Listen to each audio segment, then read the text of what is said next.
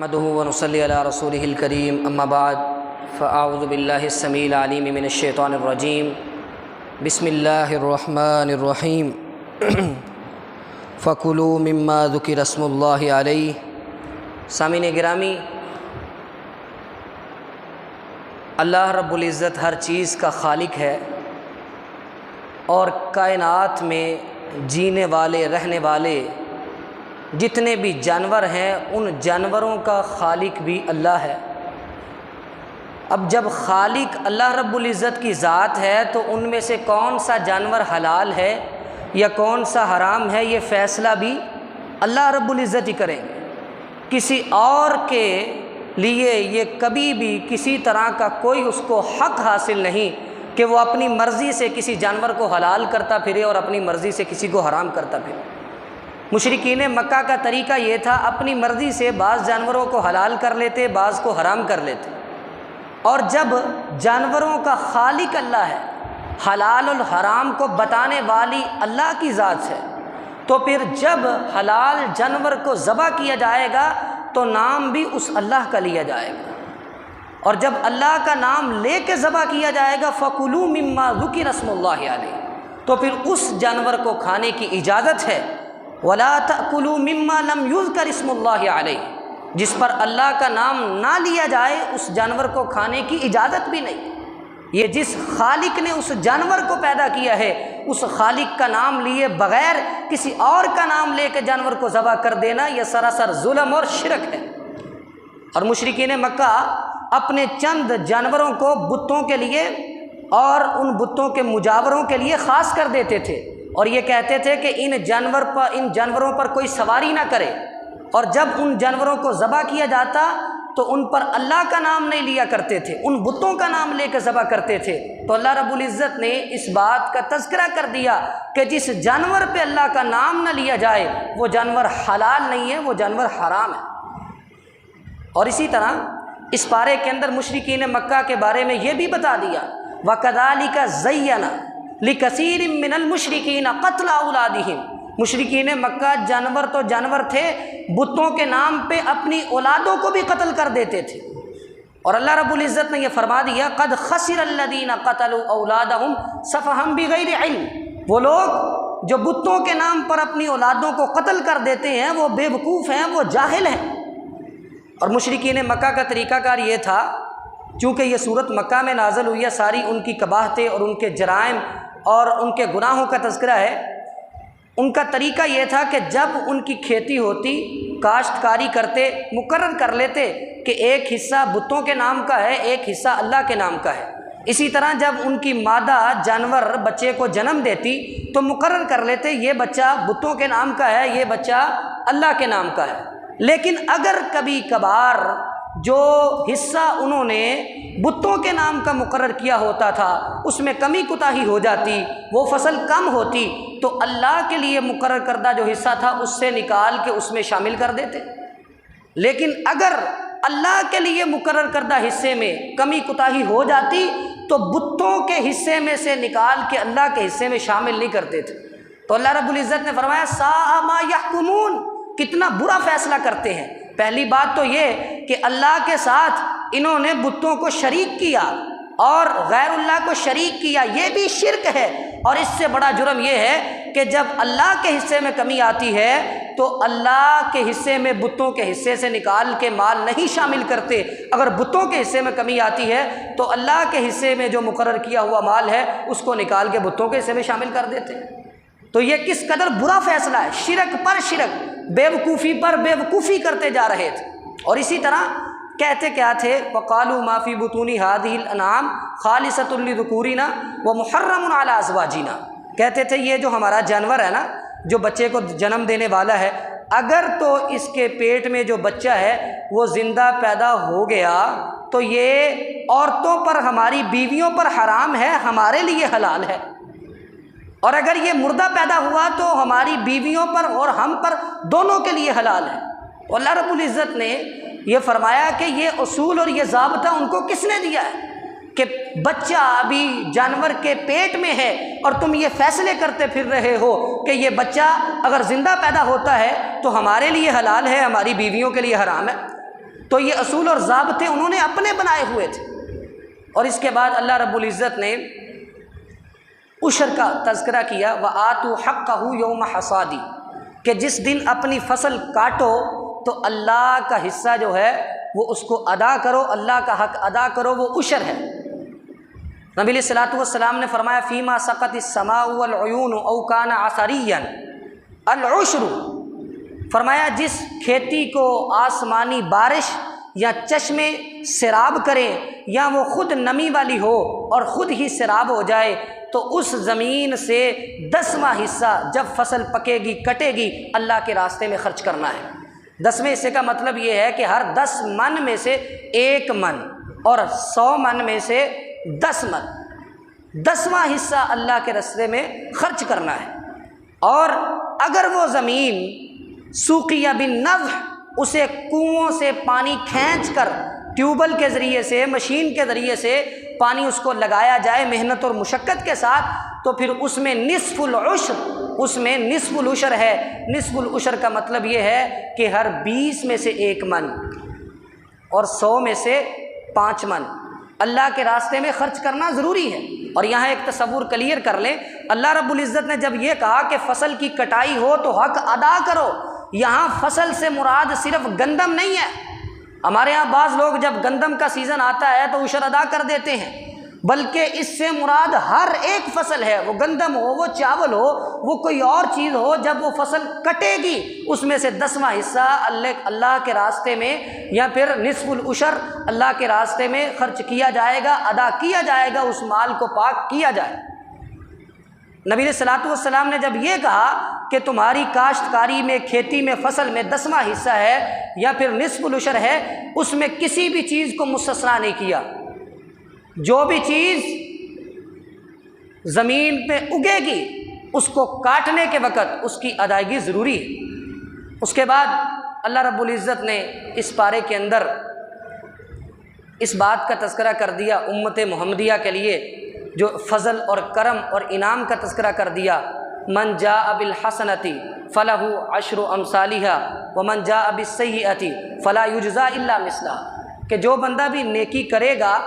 اس کو نیکی کے بدلے میں 10 گنا ثواب ملے گا۔ اور یہ انعام اور اکرام امت محمدیہ کے لیے ہے، اس سے پہلے کسی بھی امت کے لیے یہ انعام نہیں تھا کہ ایک نیکی کے بدلے میں 10 گنا ثواب ملے گا، اور یہ کم از کم ثواب ہے، اور اس سے بڑھ کے 700 گنا تک بڑھا دیا جاتا ہے ثواب۔ اور جب برائی کرے گا تو برائی ایک برائی ہے، ایک گناہ ہے، اس کا گناہ بھی ایک ہی ملے گا۔ نبی علیہ الصلوۃ والسلام نے فرمایا کہ جب بندہ نیکی کا ارادہ کرتا ہے اور اس نیکی پر فلم یعملھا، عمل نہیں کرتا، ابھی ارادہ کیا ہے، کاتبہ اللہ عندہ حسنۃ کاملہ، اللہ اس کے لیے ایک نیکی کو لکھ دیتے ہیں، ابھی ارادہ کیا ہے، نیکی پہ عمل نہیں کیا۔ جب عمل کرتا ہے تو وہ 700 گنا تک بڑھا دی جاتی ہے۔ اور اسی طرح نبی علیہ الصلوۃ والسلام نے فرمایا کہ جب بندہ ہم بالسیئہ، برائی کا ارادہ کرتا ہے، فلم یعملھا، لیکن ابھی برائی کرتا نہیں ہے، توبہ کر لیتا ہے، رک جاتا ہے، تو اللہ رب العزت کتبہ اللہ عندہ حسنۃ کاملہ، اللہ ایک مکمل نیکی کو لکھ لیتے ہیں۔ لیکن یہاں سمجھنے کی بات یہ ہے کہ برائی سے رکنے والے 3 طرح کے لوگ ہوتے ہیں۔ ایک تو وہ بندہ جو اللہ کی خاطر برائی کو چھوڑ دیتا ہے، اس کے لیے ایک نیکی لکھ دی جاتی ہے، اور دوسرا وہ بندہ جو برائی چھوڑتا ہے لیکن غفلت کی وجہ سے بھول جاتا ہے، کام اس نے کرنا تھا لیکن اسے یاد نہیں رہا، بھول گیا، نہ اس کو نیکی ملتی ہے نہ اس کو گناہ ملتا ہے، کیونکہ اس نے کام بھی نہیں کیا اور اس نے اللہ کی خاطر چھوڑا بھی نہیں۔ اور تیسرا وہ بندہ جو برائی کا ارادہ کرتا ہے اور اپنی پوری کوشش کرتا ہے برائی کرنے کی، لیکن کسی وجہ اور سبب کی وجہ سے یا بے بسی کی وجہ سے وہ برائی نہیں کر پاتا، تو اس کو برائی کا گناہ ملتا ہے، اس کو ثواب نہیں ملتا۔ مثال کے طور پہ ایک بندہ چوری کا ارادہ کر کے بیٹھا ہے، پورا پلان کر کے کہ آج رات چوری کرنی ہے، اور جس گھر میں چوری کرنی ہے پوری تیاری کر کے بیٹھا ہے، اچانک پولیس آ جاتی ہے، اس محلے میں، اس گلی میں، وہ چوری نہیں کر پاتا۔ اب ارادہ تھا برائی کا اس نے نہیں کی، اللہ کی خاطر نہیں چھوڑا، اس نے اپنی پوری کوشش کی لیکن وہ برائی نہیں کر سکا۔ یہ برائی جو ہے اس کا ارادہ یہ آخری حد ہے، آخری درجہ ہے، اس ارادے کا اس کو گناہ ملے گا۔ اس کے بعد سورۃ الاعراف ہے۔ اعراف ایسے مقام کو کہتے ہیں جو جنت اور جہنم کے درمیان ایک جگہ ہے، جہاں ان لوگوں کو کھڑا کیا جائے گا جن کے گناہ اور نیکیاں برابر ہیں۔ یہ صورت مکہ کے آخری دور میں نازل ہوئی جب مشرکین مکہ نعوذ باللہ نبی علیہ الصلوۃ والسلام کو شہید کرنے کی، قتل کرنے کی سازشیں کر رہے تھے،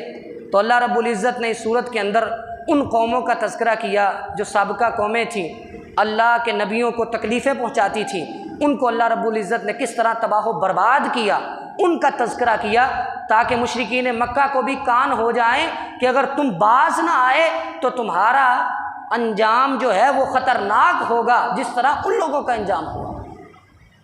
اور اس صورت میں اس سے پہلے اللہ رب العزت نے حضرت آدم علیہ السلام کی تخلیق کا تذکرہ کیا اور شیطان سے یہ سوال کیا جب اس نے سجدے سے انکار کر دیا نا، قال ما منعک الا تسجد اذ امرتک، شیطان سے پوچھا کہ اے شیطان تجھے جب میں نے سجدے کا حکم دیا تھا تو تجھے سجدہ کرنے سے کس چیز نے روکا؟ اب بعض لوگ کہتے ہیں کہ اللہ رب العزت نے جب سجدہ کرنے کا حکم دیا تھا، پہلے پارے میں تذکرہ موجود ہے، وَإِذْ قُلْنَا لِلْمَلَائِكَةِ اسْجُدُوا لِآدَمَ فَسَجَدُوا إِلَّا إِبْلِيسَ، حکم دیا کہ اے فرشتوں سجدہ کرو، فرشتوں نے سجدہ کر لیا، ابلیس نے سجدہ نہیں کیا۔ بعض لوگ کہتے ہیں کہ ابلیس کو اللہ رب العزت نے سجدہ کرنے کا حکم ہی نہیں دیا تھا، حالانکہ 8ویں پارے میں سورۃ الاعراف میں واضح الفاظ موجود ہیں کہ اللہ رب العزت نے شیطان سے پوچھا تھا اذ امرتک، میں نے تجھے سجدہ کرنے کا حکم دیا تھا، تو نے سجدہ کرنے سے انکار کیوں کر دیا؟ اس نے جواب دیا انا خیر من خلقتنی من نار وخلقتہ من طین، اے اللہ میں اس سے بہتر ہوں۔ اب یہاں شیطان نے غلطی کی، اللہ کے حکم کے مقابلے میں اپنی عقل کے گھوڑے دوڑائے۔ اب یہاں یہ نہیں دیکھنا تھا کہ بہتر کون ہے، افضل کون ہے، برتر کون ہے اور کم تر کون ہے، یہاں یہ دیکھنا تھا کہ حکم کس کا ہے، حکم اللہ کا ہے، سجدہ کرنے کا حکم تھا۔ شیطان نے یہاں غلطی کی، شیطان کہنے لگا اللہ تو نے مجھے آگ سے پیدا کیا ہے، اس کو مٹی سے پیدا کیا ہے، میں اس سے بہتر ہوں۔ یہ شیطان کی غلطی تھی، یہاں اللہ رب العزت کا حکم تھا، اس کو ماننا فرض تھا۔ اور دوسری غلطی یہ تھی، شیطان یہ سمجھتا تھا کہ شاید میں برتر ہوں، حالانکہ وہ برتر اور افضل نہیں تھا، حضرت آدم علیہ السلام برتر تھے۔ کیوں؟ لما خلقت بیدی، حضرت آدم علیہ السلام کو اللہ رب العزت نے اپنے ہاتھوں سے بنایا تھا، شیطان کو اپنے ہاتھوں سے نہیں، حضرت آدم علیہ السلام کو اپنے ہاتھوں سے بنا کر اکرام اور یہ مقام عطا کیا اور یہ برتری تھی ان کے لیے۔ اور تیسری غلطی، شیطان یہ سمجھتا تھا شاید آگ جو ہے وہ مٹی سے افضل ہوتی ہے، حالانکہ آگ مٹی سے بہتر نہیں، آگ کا کام ہے جلانا، ختم کرنا اور تباہ و برباد کرنا، مٹی کا کام ہے اگانا، بڑھانا، مٹی کے اندر نرمی ہے، مٹی ٹھکانے کے کام آتی ہے، مٹی گھر بنانے کے کام آتی ہے، مٹی کے اندر اچھی خوبیاں ہیں، آگ کے اندر بری خوبیاں ہیں، تو یہ کیسے ہو سکتا ہے کہ آگ مٹی سے بہتر؟ تو اللہ رب العزت کا حکم چھوڑ کر جس نے اپنی عقل کے گھوڑے دوڑائے تھے وہ شیطان تھا۔ آج بھی اگر کوئی اللہ کا حکم آنے کے بعد، نبی علیہ الصلوۃ والسلام کا حکم سننے کے بعد اپنی عقل کے گھوڑے دوڑاتا ہے تو وہ شیطان کے طریقے پر چلتا ہے۔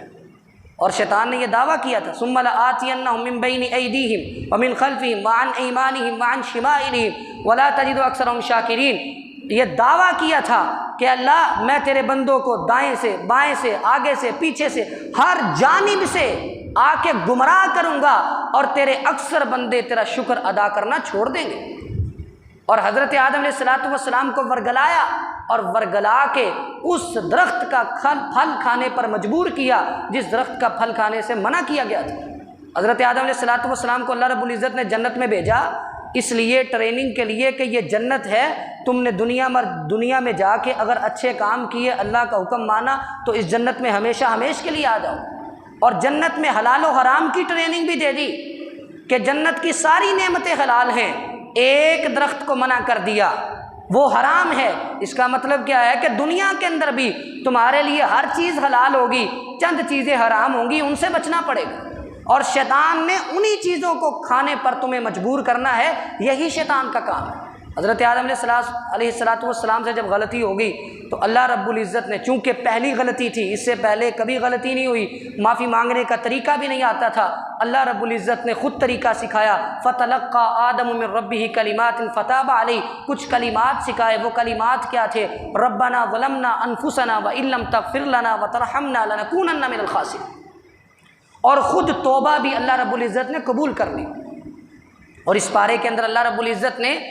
آدم کے اوپر، اولاد آدم پر ایک نعمت اور احسان کیا ہے، اور اس کا تذکرہ بھی کیا ہے۔ یا بنی آدم قد انزلنا علیکم لباسا یواری سوآتکم وریشا ولباس التقوی ذلک خیر،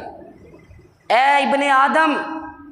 ہم نے تمہارے لیے لباس کو اتارا ہے، اور وہ لباس تمہاری زینت ہے،